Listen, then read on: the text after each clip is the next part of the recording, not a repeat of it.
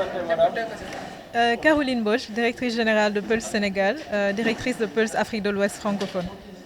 Madame, vous êtes à la 4e édition de l'événement et jusque-là, on sent qu'il y a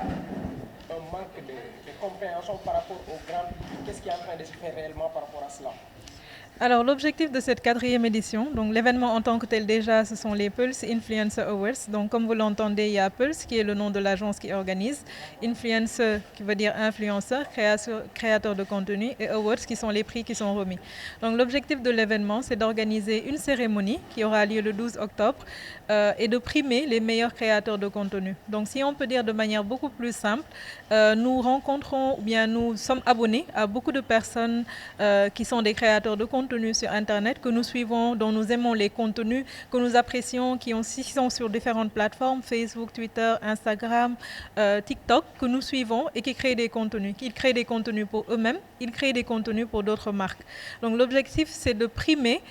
ces créateurs de contenu-là, de faire reconnaître leur travail, la qualité de ce qu'ils font. Et cela se fait à travers ces Pulse Influencer Awards-là, qui en sont encore une fois à leur 4e édition cette année.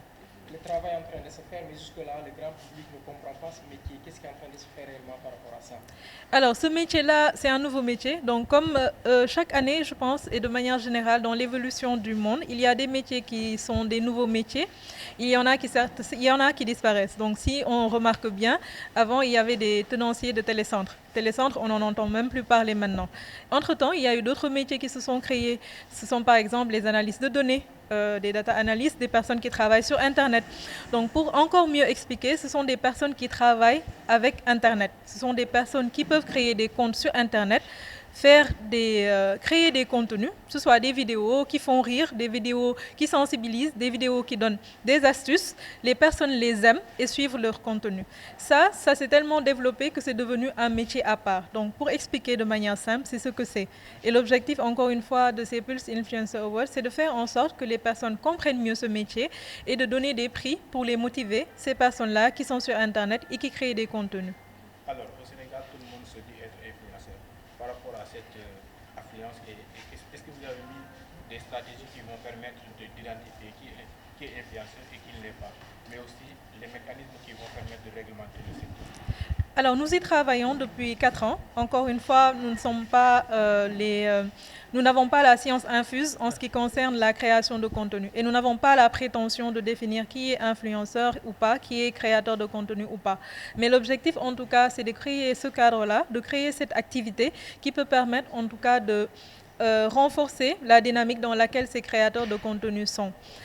Il y a des choses positives qui se font sur Internet, comme dans tous les secteurs, des choses positives, des choses négatives. Donc l'objectif, en tout cas, c'est de motiver ceux qui font des choses positives sur Internet à mieux faire, à continuer dans cette lancée-là. En toute humilité, nous tenons en tout cas à participer à ce développement du secteur de Internet, du secteur de la création de contenu au Sénégal. Alors, cette année, nous avons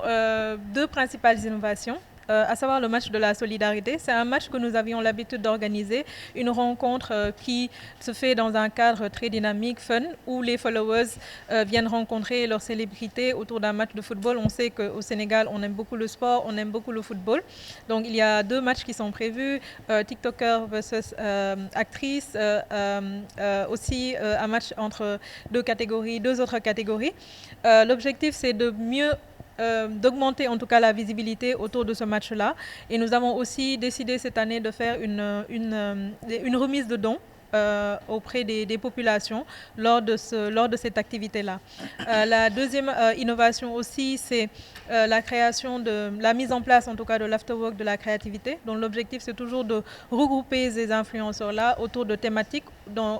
autour desquelles nous pourrons discuter de ce qu'est la création de contenu, les difficultés qu'ils rencontrent au quotidien, comment les accompagner, comment mieux les accompagner. Nous ne sommes pas en tout cas la seule agence qui a la prétention de travailler autour de la création de contenu. Il y a d'autres agences qui le font aussi. Donc l'objectif, c'est de nous regrouper, de nous retrouver autour d'un cadre pour discuter de la création de contenu au Sénégal. Vous tenez donc à célébrer cette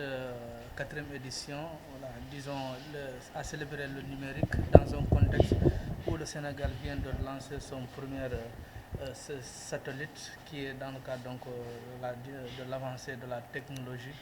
et qui parle de contenu, de créativité, parle également du numérique. Mais l'on sait que certes, il y a des avancées qui sont en train de se faire à ce niveau, mais il y a quand même des défis énormes à relever.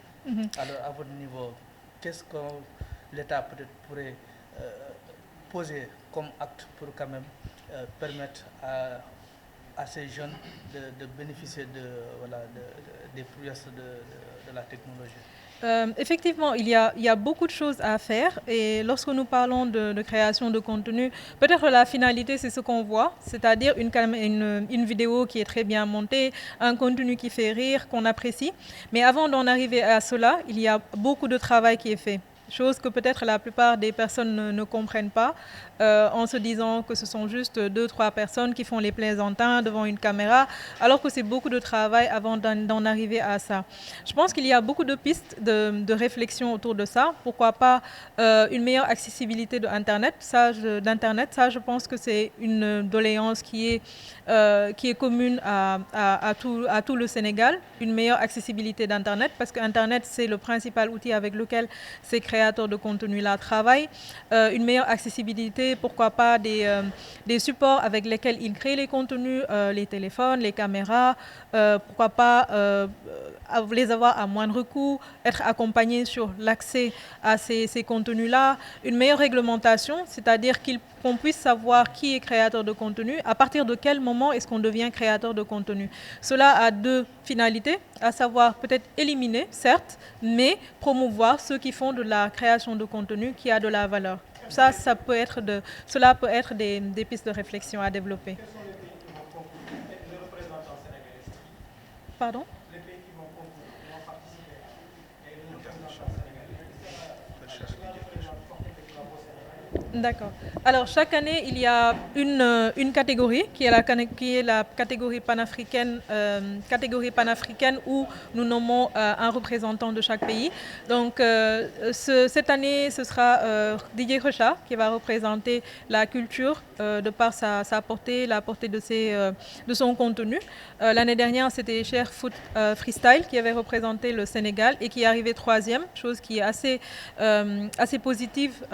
pour moi parce qu'il est arrivé derrière le Nigeria et le Ghana où on a une population qui est beaucoup plus importante. Cette année, ce sera lui et l'objectif c'est de pousser toute sa communauté et tout le Sénégal à voter pour lui pour qu'il puisse en tout cas faire mieux que l'année dernière. waaw maa ngi tudd Caroline Mbodj maa ngi directrice su Pulse benn agence la média pulse.sn bu ñu mën a gis ci internet. Alors teewaay bi pour commencer tàmbali suñu activité bu ñu woowee Pulse Influencer Awards bon benn activité bu ñu bëgg mu nekk activité inscrite dans le calendrier culturel digital communicationnel du Sénégal ñu ngi ci 4e édition bi. Objectif bi mooy xool képp kuy liggéey ci internet métier yu bees yu bëri la ci am donc am na ay métiers yoo xam ne créateur de contenu lañ ko tuddee mooy boo leen bëggee daal ci tënk mooy ñi nga xam ne yéen a ngi leen di topp TikTok ñuy def lu leen neex ñuy def loo xam ne yéen bëgg ngeen ko muy TikTok muy Instagram muy Twitter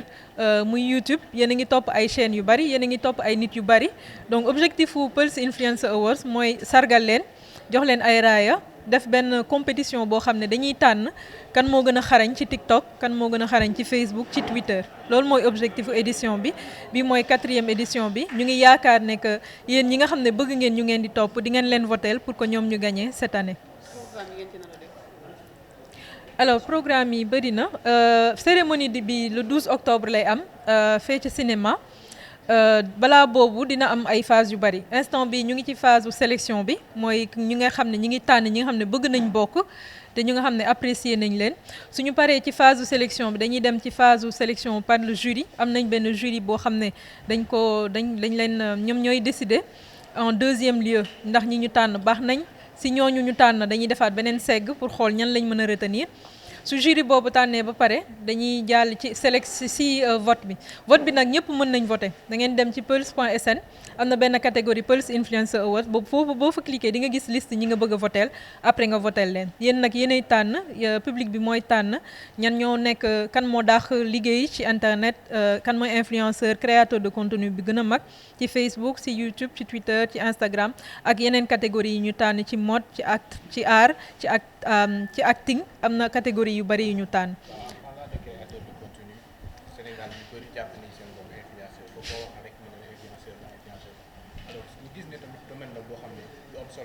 dañ ciy gis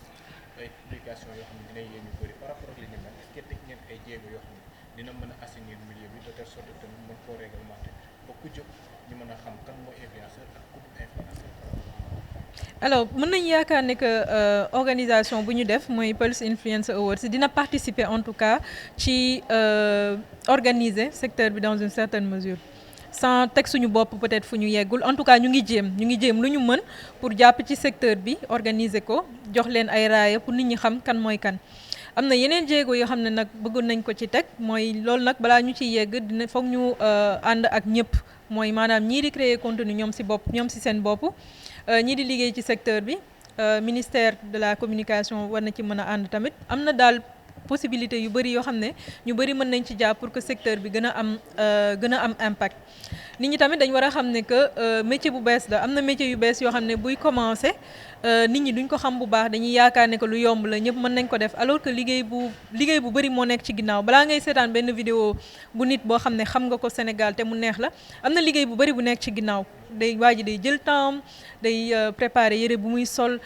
maquillé wu defaru ba mën a taxaw ba yow nga mën ko gis mën ko apprécier liggéey boobu nag lañ bëgg mu am gëdd liggéey bu bees la ñu bëri comprendre duñ ko du ñëpp ñooy influenceur tamit du ñëpp ñooy créateur de contenu donc objectif bi mooy accompagner ñii di créer contenu jàppale leen ci formaliser secteur bi tamit. bu ñu tànn am na catégorie boo xam ne moom la ñuy woowee catégorie panafricaine yi tànn nañu leen DJ Kheucha je pense que ñu bëri xam nañ ko ci milieu culture ak animation au Sénégal daaw Cheikh Foot Freestyle moo participé woon moo jëloon ñetteel ci ginnaaw Nigéria ak Ghana gaa ñoo ñu ëpp communauté mais ñu ngi yaakaar ne que ren Sénégal dina dépasser 3e position bi pour jiitu yeneen dëkk yi donc ñu ngi woo ñëpp ñu dem suñu site pulse.sn dem ci catégorie bu vote bi commencé ñu voteel seen influenceur bu leen gën a neex. ngeen di amal 4e édition bi ci jamono joo xamante ne Sénégal mu ngi soog a lancé satellite am bu njëkk mu bokk ci li nga xamante ne ay jéego ci wàllu doxalin technologie ngeen di célébrer itamit li nga xamante moo di numérique mais tey ay jéego yoo xamante ne Sénégal def na ko ci wàllu internet ci wàllu numérique waaye dafa des tey lan la ñu mën a teg comme yeneen argument pour que tey Sénégal mu mën a atteindre objectif yi ci wàllu consommation numérique bi. alors ku wax numérique nag wax li lay permettre nga mën a accéder ci information bi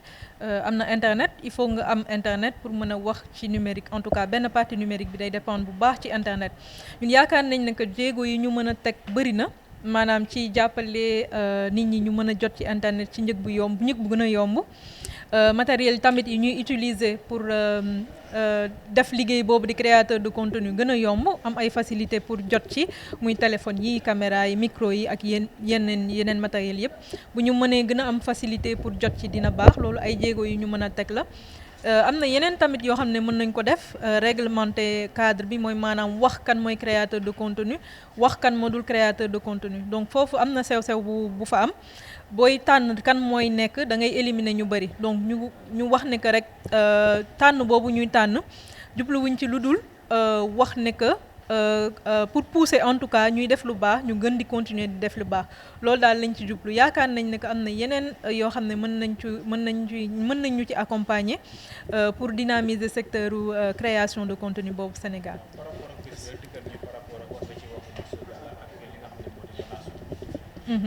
am na yeneen activités yu ñu bëgg organiser laata le 12 octobre di jot mooy jouru remise de prix bi bëgg nañ organiser benn match de gala match de la solidarité lañ ko tuddee ci jour boobu bëgg nañ def tamit ay dons ci population bi bëgg nañ tamit organiser benn after work mooy dajaloo en tout cas créateur de contenu laata ñu yegg ci cérémonie bi dajale leen ñoom ñëpp waxtaan ci création de contenu Sénégal nan lañ leen mën a jàppale nan lañ mën a dynamiser secteur bi nan lañ mën a apporter pour que secteur bi gën a réglementé que mu nekk métier bu bees boo xamante ne que nit ñi xamuñu ko bu baax peut-être xamuñu li nekk ci ginnaaw ñi ngi gis li nekk ci kanam rek mais xamuñu li nekk ci ginnaaw dañu bëgg nit ñi gën a xam ne que métier bu nit ñi di pratiquer la xale yu bari ñu ngi koy def donc juste accompagner leen pour gën a réglementer secteur bi. Caroline Mbodj, directrice de Pulse Sénégal, directrice aussi de Pulse Afrique francophone.